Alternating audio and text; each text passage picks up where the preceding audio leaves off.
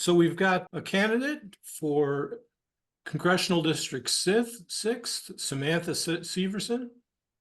And she's a native of Tucson and registered Democrat running for Congress. She holds a BA in psychology from Southern New Hampshire University and works in higher education. So, Samantha, we're so glad you're with us today. Thank you so much for having me today. I really appreciate it. I don't talk that much, so I don't think I'm going to take the full half hour to talk to everybody. But hi, my name is Samantha Severson. I am running for Congress. And just as Joe said, I'm a native Tucsonan. I grew up on the east side of Tucson. I went to Pima Community College and then got my online degree during the pandemic. And I am a working class person that's running for Congress because I think that we need more representation within the federal government. I do identify as the working poor because I am the type of person that I am one emergency or one catastrophe away from ruin as far as my finances go. And so I have a really great support system in my family, but I also know that a lot of people don't have that. And that's part of the reason why I'm fighting and running for Congress, because we need better support systems from our government for those people to uplift our communities. I'm running on 3 primary platform policies. I want to get money out of politics. We can end Citizens United, and we can end stock trading within Congress, which would really take away a lot of that financial influence over our Congress members and give the power back to the people. I also believe that we can fund Medicare for all, and I believe that we need to fight for affordable and sustainable housing for everyone. And so those are kind of my key platform points, but if you go to samanthafораrizona.com, my entire policy platform is on the website. You can see anything that I stand for, and you can always reach out to me through the website if you have questions or you want clarification on anything. That's kind of my whole spiel. Like I said, I don't really talk that much. I really prefer to listen and connect with people in the community. And so I don't have huge speeches prepared or anything like that. So that's, I can get more into details that people want to know about my platform, but that's my presentation. Okay, well, we can go to questions and answers if that's okay. I have a question while we're warming up. What was your genesis in running, just running for office? Tell me a little bit about that, because it's a big step, isn't it? It is, absolutely. I have always been an active community member within Tucson, and I lived in LA for a couple of years as well. I was always a member of my community, and I would plan fundraisers and events, and I would go to fundraisers and protests, and I would sign petitions and do all of those things that you're supposed to do as an active participant in your community. And the last few years, it just seemed like it wasn't enough. And I'm still relatively young, and I'm still relatively intelligent enough that I believe that I could really make some positive changes within government. I've looked at local office and state offices, and really for this year, the motivation came out of the special election in CD7. I originally did file to run in that election because while I was very sad to hear the passing of Raul Grijalva, it felt like a moment that needed someone to step into. And so I'm very excited that Adelita Grijalva won the election, sorry. I think that she's going to be a great voice, but I originally filed for that special election before she announced. And so when it came time for that support, I obviously just offered that support to her, so. Okay, and Bill Shipp has his hand up. Bill, go ahead. Yes, my question is, I totally agree with what you said about taking money out of politics, out of the political races. But I've always been skeptical of approaching the in Citizens United type of agenda at this time.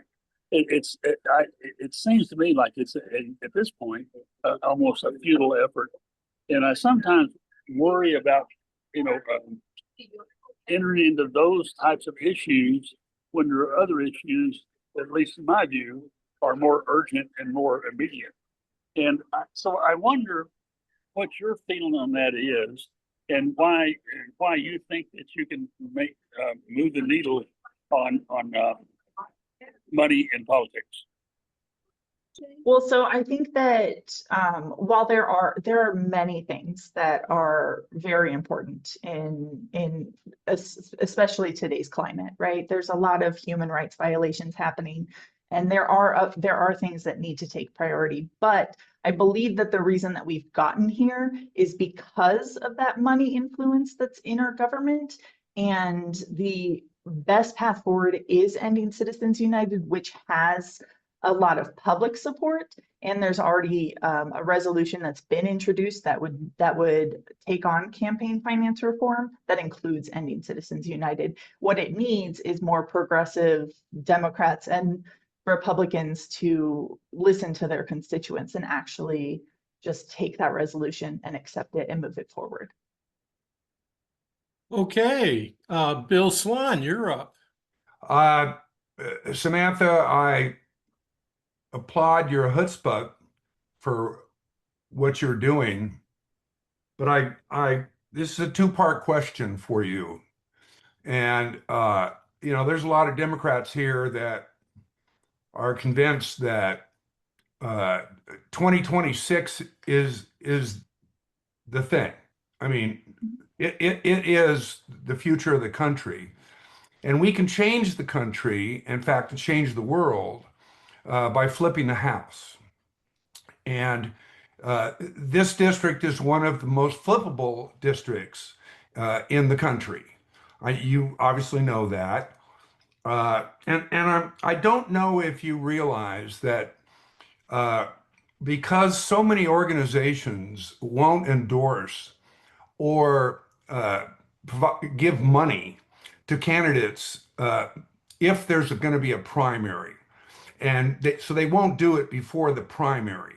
So a lot of organizations are holding off giving actually to you and to Joanna. And if there is another candidate, I heard that there was one that, he's been federally indicted, so I'm not sure he is one. But anybody else that files, as long as there's going to be a primary where people are hesitant or can't endorse, which in fact means they're going to have to wait until next, July or August, in order to endorse and provide money to the candidate that wins out of the primary, which means actually that your candidacy and others, if there's more than one, is increasing the chances that Siskamani will win. He's going to run all by himself, and now we're going to have to wait for all these endorsements and all the money to go into Joanna Mendoza, which she has almost $2 million donated already. And she's got endorsements from both of our Arizona senators and a lot of other Arizona list, Emily's list. I could go on and on. So I'm wondering if you realize that you're actually damaging our chances of beating Siskamani by being in the race. And what would it take for you to withdraw from the race? Well, so I'm going to push back a little bit. I don't believe that my campaign is damaging any other candidate's campaign as well. Only because I believe that the best part about democracy is giving the public the choice. And I'm not following Joe's campaign. I'm concentrated on my own and building my own community and coalition within my campaign. And I still wish her the best. I think that she is a really great person. I've met her many times. But I believe that what our voters need are the option and the ability to make that choice for themselves. I don't believe that candidates should be going into primaries uncontested, not just in our district and not just in the Democratic Party. I believe across all parties. I don't believe that incumbents whether they're Republicans, Democrats, or independents, should be uncontested in any of their primaries. And so at this point, I don't believe that it's a detriment for me to continue my campaign and give the voters of CD6 the option to look at who would best represent them. As far as what it would take, at this point, Joe winning the primary would be the only reason that I would end my campaign.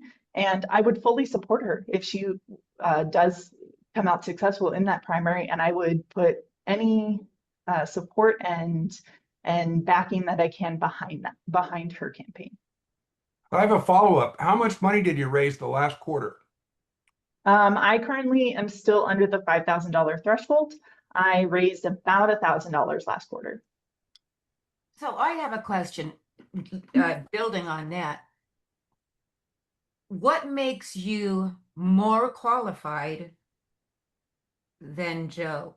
What is it that you could do better for our country than Joe? Well, so like I said, I don't know Joe's campaign, and so I'm not going to argue against what it is that makes me think that I'm better. What I do believe is that I, as a working class individual and a young person and a progressive and someone with very progressive policies, that's the voice that we need to move forward with in the Democratic Party. So that's really, I forgot what I was saying. I'm so sorry. That's really my motivation, because I think that we need more young, progressive, working class people. Okay. Okay, great. Thank you. Let's see, Mike, your hand's up. What can we help you with?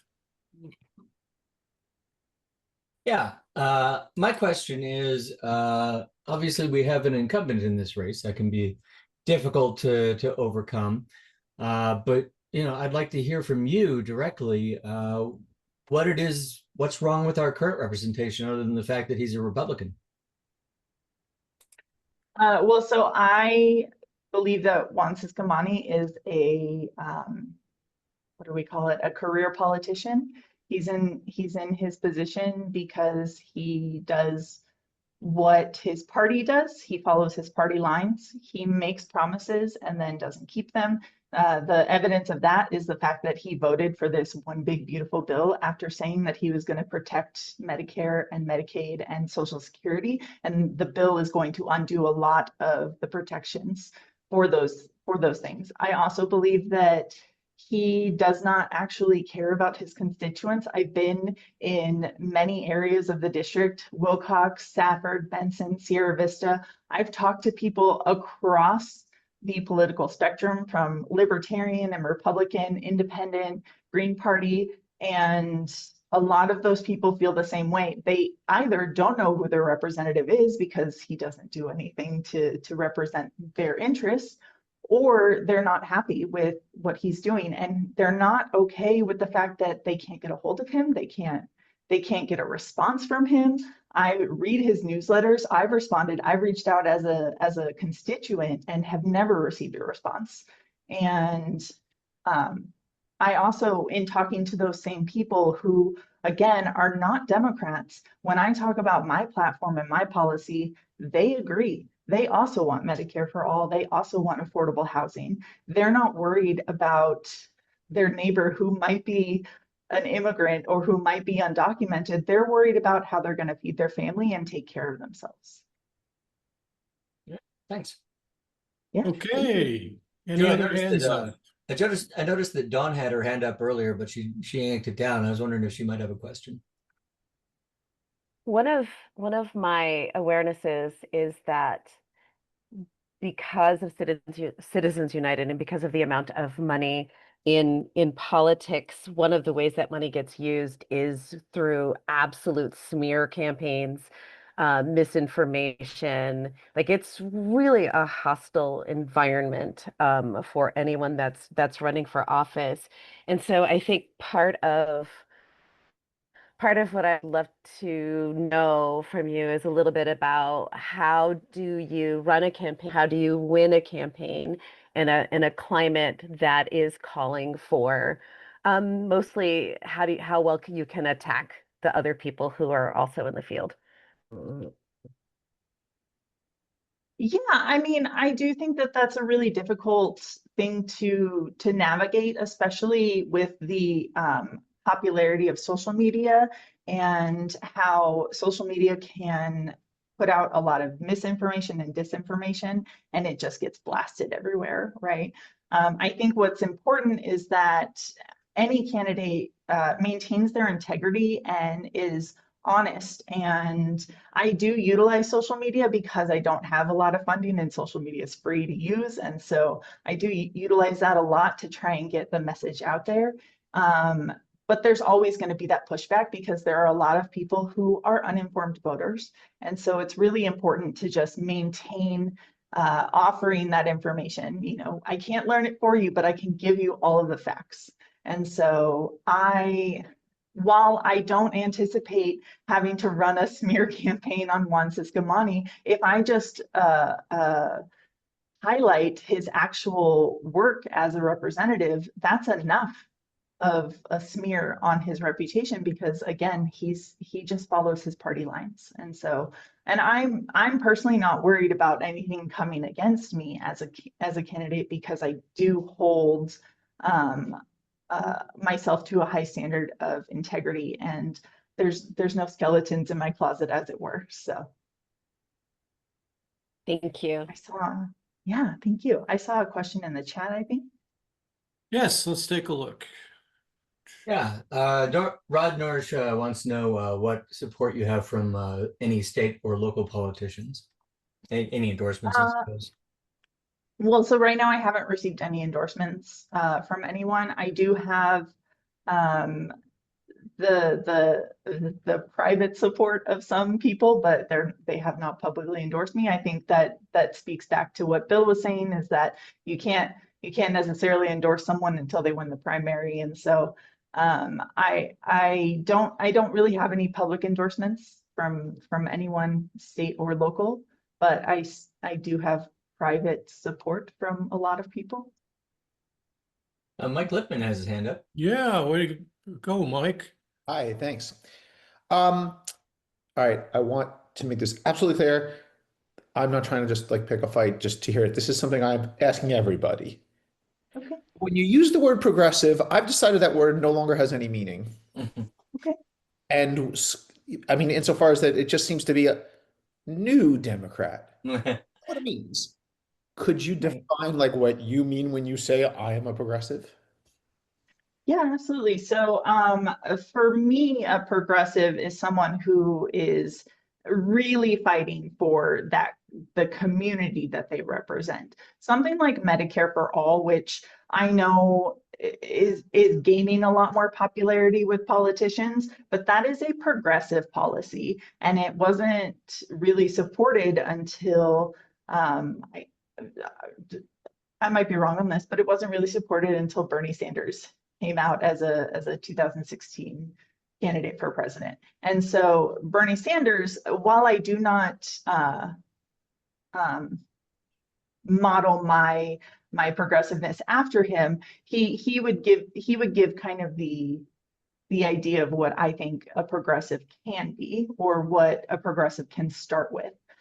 When we move towards more progressive policies, Medicare for all and affordable housing for all, those are the beginnings. I also believe that state universities should be publicly funded. I also believe in public power instead of private companies owning the electrical grid. Those are things that I believe are progressive policies, and those are things that I may not be my top priority, but are still things that I'm willing to fight for. Thanks. Okay, Yeah, thank you. Barathan has his hand up. I just wanted to turn it over to policy issues and things like that. You were talking about how you've been talking to people who are not just Democrats, and they're talking about various issues that interest you a great deal. One of the things that bugs me a lot is that the emphasis on one of the most important issues that seem to be bothering people nowadays is the fact that they cannot afford housing. that they cannot afford to buy many of the things that they can because the real wage rate has not risen while prices have. And so the everyday problem or the problem of everyday living has become rather difficult for a very significant part of the population. When you were talking about the issues that you highlighted, I don't think you mentioned that, and I wondered what your stand might be on it. Sorry, could you just clarify a little bit what you mean? Inflation, cost of living, inability to buy a house. The fact that for many young people today, they cannot possibly achieve the kind of dreams that we used to traditionally call the American dream, simply because the way prices are going, the way wages are going, and the way unemployment is going. People are working, what is they call, gig jobs. And those gig jobs are being replaced by driverless cars, you know? So what is it that is in the future of those people that you can do something about? Okay, so thank you. I didn't quite understand you the first time, but I appreciate you clarifying. So something when we talk about affordable housing, what goes along with that is also raising the federal minimum wage. I think that that's a big proponent of making cost of living more affordable for everyone. And I believe there is already a bill that has been introduced to raise the federal minimum wage. And just like Ending Citizens United, affordable housing, Medicare for all, these are all bills that have already been introduced. What they need are people who are willing to back them and support them to get them actually through and passed. And so raising the federal minimum wage is one thing. I think Arizona did a great thing when they raised the minimum wage to 15, and I'm really glad because I think that it put us on a path forward. But as far as like inflation, we can't get rid of inflation, right? But what the government is meant to do is regulate things like inflation and stop monopolies with antitrust laws and things like that. And those are the causes of a lot of these issues, even and the tariffs as well, obviously. Those are the causes of a lot of these issues that people are encountering. And the problem is that Democrats right now don't have the majority in either the House or the Senate, and so they can't put any regulation into what the administration is doing because they don't have enough support for it. And so it's really important that we do get more Democrats and more people who are willing to support these measures to really rein in the executive branch and make things better overall for our country. Does that answer? May I follow up with a slightly different question, Joe? Sure. Is that permissible unless somebody else is waiting in line? No, go ahead. My other question was this. You know, most candidates for election in almost any situation stand up and say, I'm the one who's listening to the people. One of the things that I notice these days is that the people are in fact talking because they come out onto the streets with protest signs saying that they absolutely object to the kind of policies that this present administration is following, that they want free speech, that they do not want to be oppressed, that they do not want military in their own compounds, right? So the question is this: on the 18th of October, will you come out on the streets for No King's Day? Yeah, I've already planned it. My mom, who is disabled and elderly, is still a very active protester. So we always plan to go to protests together. We will be out on October 18th. We were out in June. This last protest that I believe was on Monday or Sunday, there was a protest downtown. I was there for a little bit. I couldn't stay because I had a little bit of a family emergency, but you know, I am out there, I am protesting. And that's part of the reason why I wanted to get more involved in politics, is because when you're out there and you're protesting and you're talking to so many people, it's really encouraging to know that other people feel these things and agree and want these changes. What we need is someone who's willing to stand up and fight for those changes. Thank you. I like that answer. Great. Mike, your hand's up. Yeah, thank you. Let's see. There we So my question is, you said one of your three main issues that you're running on, one of them being affordable housing. What can we do at the federal level, or do we already have, democratic legislation in the hopper to address that issue? How do we fix that on a national level as opposed to local policy? Yeah, there is a Senate bill that was already introduced. It's called the Road Act. It's one that I'm still researching because I didn't know that it had been introduced until about a week ago. And so when I was looking at what legislation could be introduced, that's when I found it. And so it's something that's already there. And again, it just needs the support. And what are you aware at this point of what exactly or how exactly it purports to lower housing costs?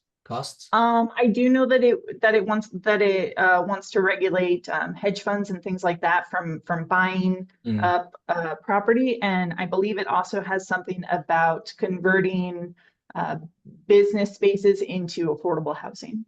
Great. So those are the two key points that I saw. There's much more to it though. Okay. I do have one more question if you got a minute. Yeah, sure. Yeah. Well, first of all, I just wanted to clarify my position is that I started out with a kind of a negative question when I talked about the Citizens United. I do feel that way about Citizens United, but I do want to say this, Samantha. I really appreciate. I guess you're still here, aren't you? I don't see you now on my screen. Yeah. But, yeah, you're here. Okay. I do appreciate you coming. I truly do. I understand some of the arguments against. I do, but I think it's positive to see you running. I appreciate seeing younger people. And of course, hell, my age, everybody's younger, but I appreciate seeing younger people come out. Yeah, absolutely. Thank you so much, Bill. And I'm always happy to have discussions and answer any questions. I don't really take offense to anything ever, and I don't take things personally in general. And so I'm happy to answer questions and to have those difficult discussions with people. Okay, George, your hand is up. Samantha, it's good to see you. Thank you for having the courage to step up and do this. I know there's a plethora of candidates out there, 10 to 11. It changes weekly, it seems like. So thank you for bringing a different view to this district. With 6 counties within this district, there is a very diverse group of people, from seniors to college students, from union workers to personal people that own their own company. CD7. She won by 70% of the vote, but there was only 22% of the voters voting in CD7. How would you go about making sure in CD6 that we get more people out to vote, definitely in this primary, so they know they have a diversity or choice to make in this upcoming election? Yeah, so I do think that part of the reason that there was such a low voter turnout is because it was a special election, and so not everybody gets informed of those. And also because there's CD7 is the right one, obviously. Overwhelmingly Democratic, right? And so I think there were also a lot of voters that were just like, oh, I don't have to vote, right? Because she's going to win anyways, which is a big problem, because that's kind of the same mentality that people have had in past elections for president, right? We kind of saw the issue in 2016 where there was a low voter turnout, and then we rectified that in 2020 and we had a much higher voter turnout. But then again, in 2024, it reverted back down to a lower voter turnout. And so I think what the problem is that there's a lot of apathy, and there's a lot of people who don't necessarily care about elections because they don't think that it affects their everyday lives. And what I have to do, and what other people like the Democrats in this call and just across Arizona, is really talk to our neighbors and our communities and really get that voice out there that yes, you do have a voice and your vote is your voice and you have to use it, because if you don't, you will lose it. And that's something that I have nieces and nephews who are coming up on. I just had my first nephew turn 18, and it's really important that our younger voters really start getting more involved, even just with voting. It's just, you just have to take this one day and vote, right? And so that's something that I really push for with my nephew and his friends and his girlfriend and her friends and the younger nieces and nephews that I have. I also talk to them all the time about this stuff. And so it's important that not only me and you, but everybody talks about why voting is so important. Okay, Paula, your hand is up. Got a question about an issue that I think is really important, particularly to a lot of younger people like you. Not just in Arizona, but across the country and across the world, climate change is really creeping up on us. It's got a stranglehold already, I think. What federal policies would you specifically push for if you get into Congress that would address the climate change issues that we have across the country? So yes, climate change is a very big issue because if our planet becomes uninhabitable, then there's no point in who's in office, right? I'm not sure of the bills. I'm sorry, I didn't write down all the bill numbers and names, but I know that the current administration is rolling back a lot of regulations as far as the coal industry and fracking and things like that. And they want to move away from renewable energy, which I believe is a huge detriment for the future of our country and our planet. And so what we need to do is reestablish those renewable resource energy initiatives, get people moving towards solar, get people moving towards wind, and even nuclear. I'm less on the nuclear side, but we really need to push for those renewable energy resources. And part of that is also utilizing the current infrastructure that we do have that does, utilize coal and fossil fuels to build up those industries. So that way it's not just, okay, we're no longer using coal, you guys are all unemployed now. It's, you're going to help us build the future of our country. So Samantha, given that you have not held public office before, and you are fairly young, how old are you exactly? I'm 39. 39. What is your past experience, your background that you think makes you most suitable for working in the kind of environment that of Congress? What kind of experiences have you had in the past that would apply toward the kind of work that you want to do as a congressperson? I worked in customer service for a very long time, and a lot of what Congress and representatives are customer service representatives. Their customers being their constituents and the product being the bills that they're passing. And so I do believe that people with my background in customer service and in higher education, and someone who again is just part of the working class, those are important perspectives that we don't have in Congress. We have lawyers and attorneys, and we have doctors and healthcare professionals, and those are really important. We have military veterans, and those are really important voices, and we have immigrants, and we have a lot of different voices. But what we are lacking severely is the representation for the majority of Americans, which is just a working class person trying to get by. And while I understand that there are rules of decorum within Congress, and I'm a rule follower, so I'm not going to break them, I think it's really important that we recognize that the majority of our country is underrepresented when we look at the people in Congress right now. Thanks. Samantha, this is Joe. So you mentioned that you've covered a lot of the territory in the rural counties. So that's Graham, and it's Greenleaf, and it's Cochise, and it's also Pinal. Are there anyone in particular or two that you're really focused on? Well, right now, because I'm still collecting petition signatures, I have to focus on Democrat heavy areas. So Pima is really the biggest as far as that goes to get the signatures that I need.